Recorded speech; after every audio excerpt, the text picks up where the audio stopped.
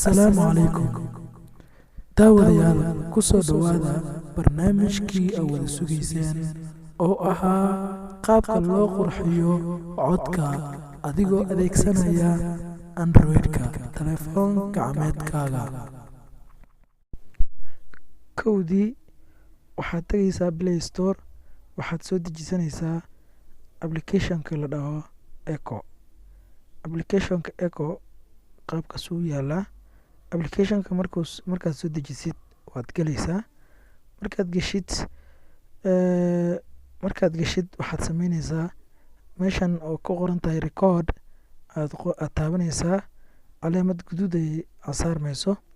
Marka waad duubaysaa codka. Markaad duubtid inta aad duubin codka waxaad taabanaysaa meeshaas oo saddexda dhibic leh. Markaad taabatid waxaad tagaysaa settings markaad tagtid waxaad tagaysaa meeshan echo effect ku qoran tahay on aad ka dhigaysaa. On markaa ka dhigtid echo volume-na waxaad ka dhigaysaa 40% ka dhigaysaa. Echo delay-na waxaad ka dhigaysaa 0.2 seconds ka dhigaysaa. Markaa ka dhigtid setting-ka aad hagaajisid waxaad u soo laabanaysaa recording-ka. Waad bilaabaysaa recording-ka. Aan bilowno. Assalaamu calaykum walaalayaal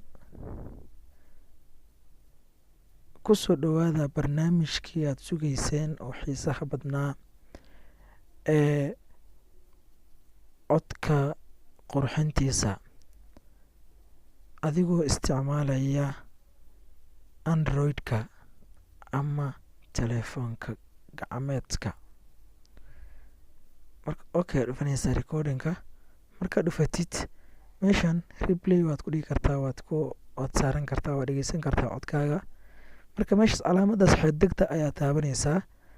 Markaad taabatid uu save gareysmayaa save to recordings markuu dhaho waxaad taabanaysaa saddexda dhibic oo kor oo sareysa recordings tagaysaa.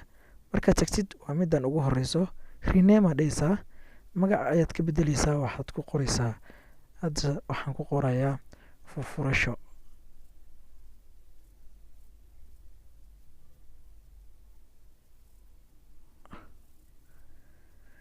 Markaad ku qortid magacaas save hore ka dhigaysaa.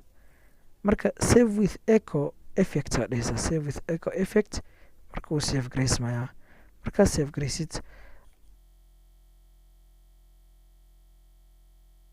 anta taga files. Markaad tagtid waxaad tagaysaa all files markaad tagtid waxaad ka helaysaa download-ka dhexdiisa ka helaysaa echo meesha ku qorantaad galaysaa. waa kana waad dhegeysan kartaa. hadda markaan dhegeysano. Assalaamu calaykum daawadayaal ku soo dhowaada barnaamijkii aad wada sugayseen oo ahaa qaabka loo qurxiyo codka adigoo adeegsanaya Android-ka telefoon gacmeedkaaga. Marka saas ayaa u soconaysaa. haddii aad sida samaysid cod macaan oo qiimo leh oo tayo leh aad samaynaysaa. marka